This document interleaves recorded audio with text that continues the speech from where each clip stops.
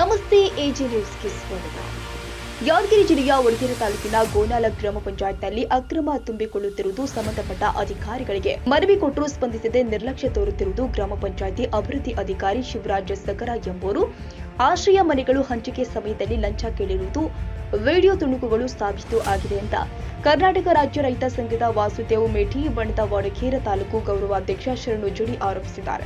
ಸರ್ಕಾರ ಬಡವರಿಗಾಗಿ ಆಶ್ರಯ ಯೋಜನೆ ಮನೆಗಳು ನೀಡಿದೆ, ಆದರೆ ಅಧಿಕಾರಿಗಳು ಸಾರ್ವಜನಿಕರಲ್ಲಿ ಲಂಚದ ಬೇಡಿಕೆ ಇಟ್ಟಿದ್ದು ತೀವ್ರ ಖಂಡನೀಯ ಮತ್ತು ಲಂಚದ ಹಣವನ್ನ ಮೇಲಿನ ಅಧಿಕಾರಿಗಳಿಗೂ ಕೊಡಬೇಕು ಅಂತ ವಿಡಿಯೋ ಸಂಭಾಷಣೆಯಲ್ಲಿ ಹೇಳಿರುವುದು ಮೇಲಧಿಕಾರಿಗಳು ಕೂಡ ಇದರಲ್ಲಿ ಶಾಮೀಲಾಗಿದ್ದಾರಾ ಎಂಬ ಅನುಮಾನವೂ ಕೂಡ ಬರ್ತಾ ಇದೆ. ಇಂತಹ ತಪ್ಪಿತಸ್ಥರ ಅಧಿಕಾರಿಗಳ ವಿರುದ್ಧ ಮೇಲ್ಮಟ್ಟದ ಅಧಿಕಾರಿಗಳು ಸೂಕ್ತ ಕ್ರಮ ಕೈಗೊಂಡು ಇವರನ್ನ ಸೇವೆಯಿಂದ ವಜಾಗೊಳಿಸಬೇಕು. ಇಲ್ಲದೆ ಹೋದ್ರಲ್ಲಿ ಮುಂದಿನ ದಿನದಲ್ಲಿ ಗ್ರಾಮ ಪಂಚಾಯಿತಿಯ ಕಾರ್ಯಾಲಯದ ಮುಂಭಾಗದಲ್ಲಿ ಕರ್ನಾಟಕ ರಾಜ್ಯ ರೈತ ಸಂಘ ವಾಸುದೇವ ಮೇಟಿ ಬಣದ ಒಡೆಯರ್ ತಾಲೂಕು ಘಟಕದಿಂದ ಗ್ರಾಮ ಪಂಚಾಯತ್ ಮುತ್ತಿಗೆ ಹಾಕಿ ಪ್ರತಿಭಟನೆ ಮಾಡಲಾಗುತ್ತೆ. ಈ ಸಂದರ್ಭದಲ್ಲಿ ಎಚ್ಚರಿಕೆ ನೀಡಿದರು.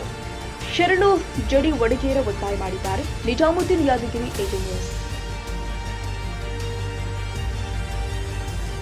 ತಾಜಾ ಸುದ್ದಿಗಾಗಿ ಎಜೆ ನ್ಯೂಸ್ 24x7 ಗೆ ಸಬ್ಸ್ಕ್ರೈಬ್ ಮಾಡಿ ಮತ್ತು ಬೆಲ್ ಐಕಾನ್ ಒತ್ತಿ ತಪ್ಪದೇ ಲಿಂಕ್ ಶೇರ್ ಮಾಡಿ.